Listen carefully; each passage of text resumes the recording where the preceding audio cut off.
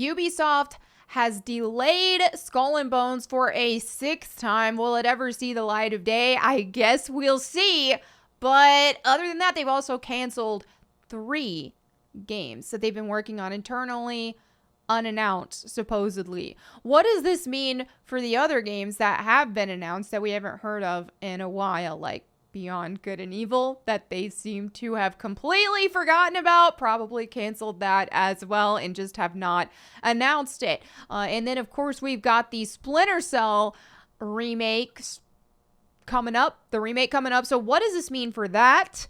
There is a lot of speculation to be had here, and I have a lot of opinions.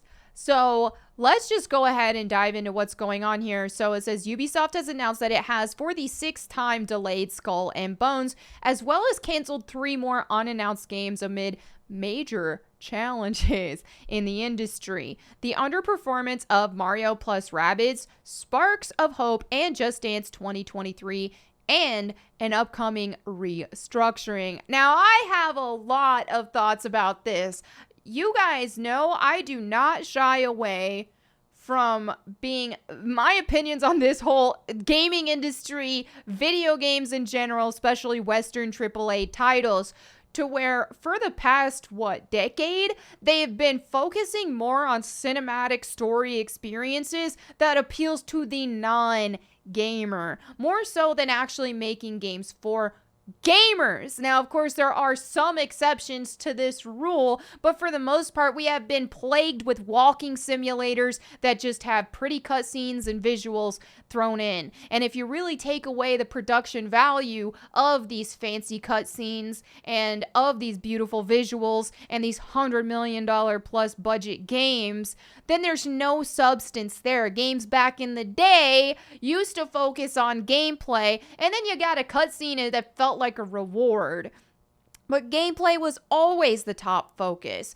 But what has happened is people have seen our hobby, they've seen how we enjoy it and we like it, they've wanted in on it, but they don't want the challenge of a game. They don't enjoy video games at all, but they wanted in on it because it got popular and because they want a piece of that pie. And what ended up happening was they also started getting hired by studios, a bunch of non-gamers who were hired for identity politic purposes, because companies feel like now they have to have a checklist of they need this many females, they need this many gay people, they need this many people who aren't white, so on and so forth, instead of just hiring people for their talent, their passion, and their understanding of the gaming industry at large. And this is why, in my opinion, we are seeing a big decline, and we're seeing a bunch of issues such as this, because AAA studios have been catering to the lowest common denominator of gamer, not even casual gamers. These are non-gamers completely, who basically want a walking simulator with no actual challenge. Accessibility features are constantly being pushed, and they want an easy experience to breeze through and watch some pretty cutscenes. They don't care about the game itself. And if you look at what's happening here, okay, what is underperformed here? Mario plus Rabbids, Spark of Hope, and Just Dance 2023. These are essentially non-games, right? Not to say that you can't ever enjoy any non-games. I love Just Dance games. They're fun, but it's a non-game. This is for people who aren't really much of gamers, or for gamers who just want a little bit of a different experience for the most part, but it's not really targeting core gamers, right? I recently talked about this too. Yesterday, I made a tweet about it because this is where I said this is a perfect example of how gaming has been hijacked by a bunch of wannabes who aren't actually gamers. Because in a recent video, I talked about Hogwarts Legacy. A bunch of haters were hate tagging the game and trying to use bad tags to deter people from playing it. One of those bad tags was Genocide Simulator. And of course, me and a bunch of other gamers who actually have been gaming for a long time we were like, whoa, that sounds legit. That makes me want to play it even more. And a bunch of these non-gamers just cannot wrap their head around it. I got this comment on my video here that said, she really said she thinks Genocide Simulator makes it sound better. Like, shocked, appalled. This shows how out of touch and how hijacked gaming has gotten, because any real gamer... You know, we know we at least like to play as the bad guys sometimes, or some people like to play more pacifist style, but they at least understand why some of us don't play the pacifist style, and why, hey, you know, we like to cause chaos, we like to be bad guys in the video games, we like to do bad things. That just makes it fun. It's an escape. It's not real, you know? And as you can see here, this is also where I said they can't wrap their head around a game being a fake escape and not actually a heroic experience. GTA didn't get popular for feeding the homeless. The new gen gamers are so clueless. Now I'm going to make more of a video that dives more deep into this later, at a later time. But yes, this is just very telling when you see companies like Ubisoft, who used to be... They were like my favorite game developer at one point, because I'm a huge Splinter Cell fan. I really like Assassin's Creed. Granted, some of them are better than others, but especially the older Assassin's Creed games, like looking at Assassin's Creed 2, for example, loved that. Beyond Good and Evil, Rainbow Six. It's just Ubisoft had it together, and what they've done is they have more appeal to the non-gamer market. They're not even as egregiously bad at this as some other companies are, but even so, they still have been focusing more on that appeal, and they still have been hiring a bunch of people for identity politic purposes instead of actually for their capabilities. Obviously, I feel like this just reflects in the entire industry and just what I know from the entire industry. And I'm not saying everybody who works at Ubisoft or wherever else are not actual legit gamers. I'm just saying whenever the identity politics have been taking over the gaming industry at large, we are seeing repercussions for this. Okay? And whenever all the pandering, the woke pandering, and, you know, all of this focus on just trying to reach those who don't care about a challenge and who don't care about a video game being a video game, this is what's going to happen. Those who wanted in our hobby and hijacked our hobby, they got in it. They changed everything. They made a lot of us have to resort to just playing older games for the most part, with rare exception of new games usually coming from Japan, like Elden Ring, that actually focuses on gameplay. Shocker, a game that focuses on gameplay and isn't just a story. Wow.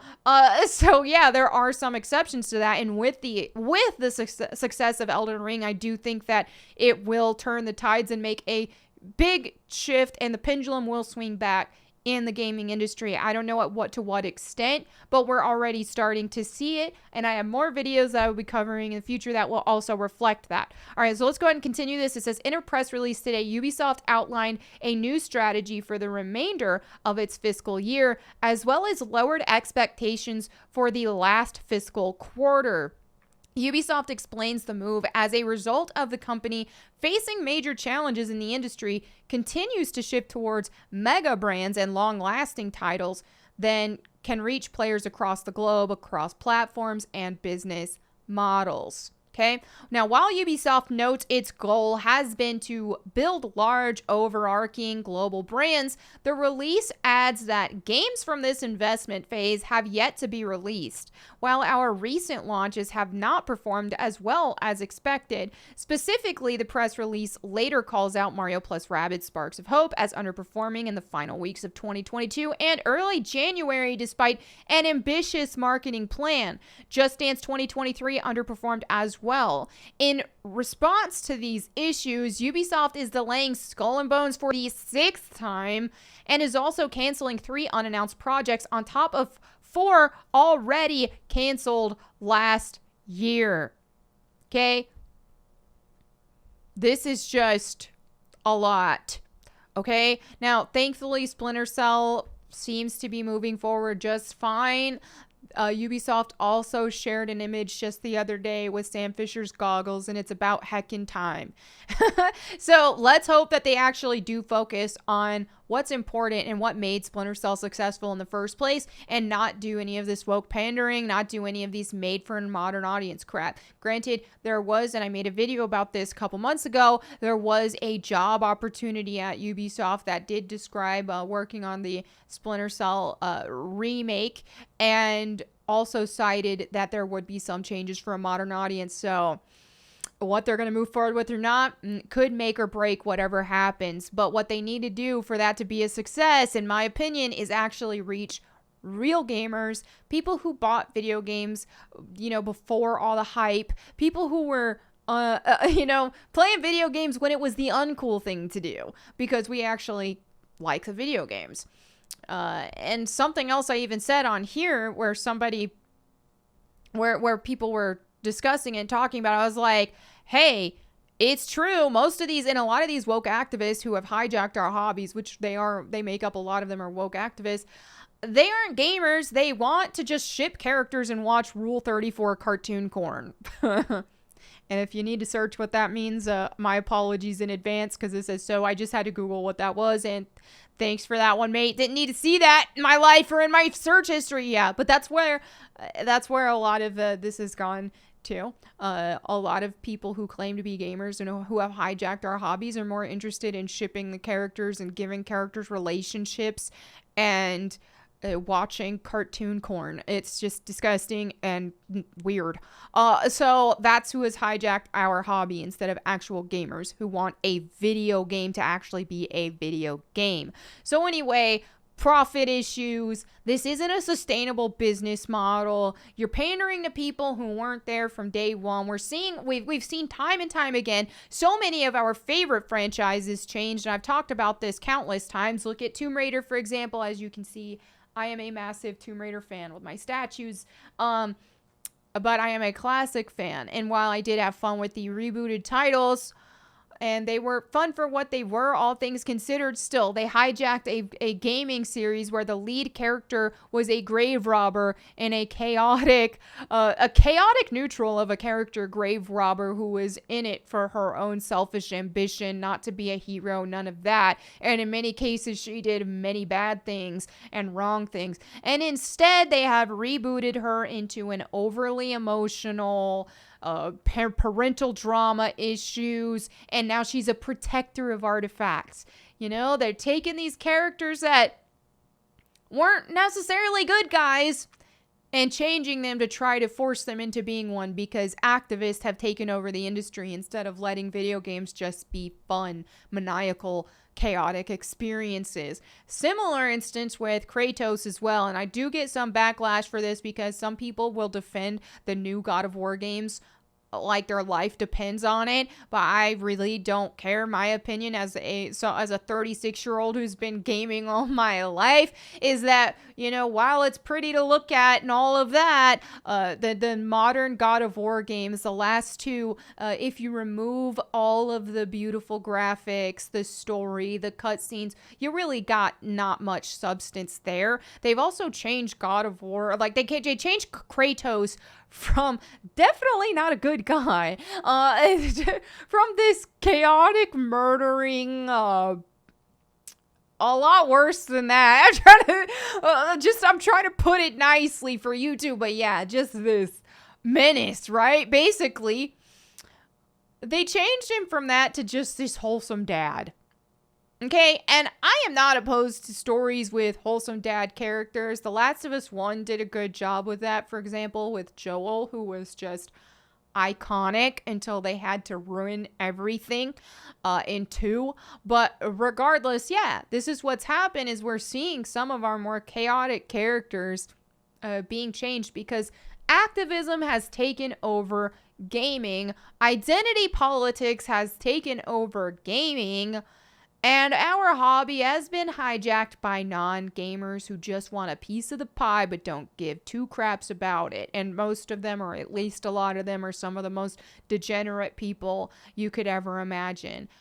This is who these companies are pandering to.